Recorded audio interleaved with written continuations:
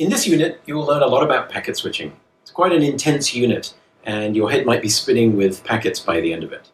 But that's why we have videos. You can cover the material at your own pace and review it several times. We will start out with a leisurely look at why the internet and almost all modern networks are built on the foundation of packet switching. Packet switching is simple in the sense that each packet is a self-contained unit of data that carries information necessary for it to reach its destination. Packet switching is efficient in the sense that it keeps a link busy whenever there is work to be done, rather than have dedicated capacity reserved for each user or each application. So after a leisurely introduction to packet switching, we'll dive deeply into some of the consequences.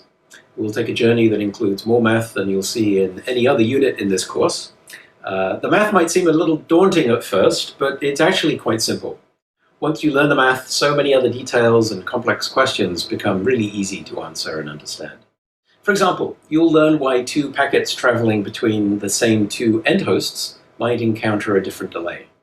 While the time they spend traversing each link is the same, the packets might take different paths and experience different queuing delays in the router buffers.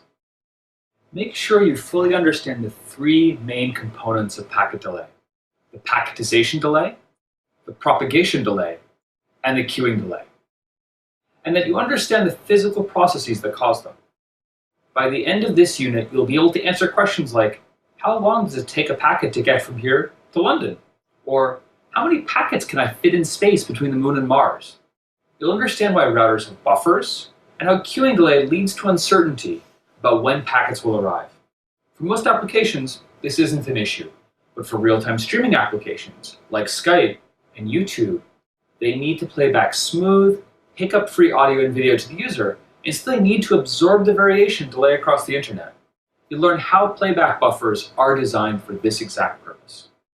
Finally, you'll learn about how packet switches work in practice.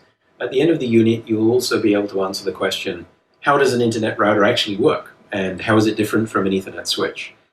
How does a router arrange its lookup tables internally, and so on. It's quite a whistle-stop tour of packet switching, and by the end of the unit, you should have a good intuition of how packet switching actually works in the internet.